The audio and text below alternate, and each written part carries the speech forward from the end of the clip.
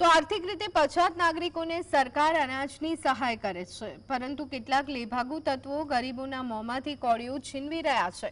આવા જ એક સરકારી માર્કાવાળો પાવતી વગરનો અનાજનો જથ્થો રાજકોટના ઉપલેટામાં ઝડપાયો। મામલતદારે કોલકી ગામ નજીક વાહનો ચેકિંગ કરતા 1120 કિલો ચોખા લઈ અને જતા વાહનને કબજે કર્યો।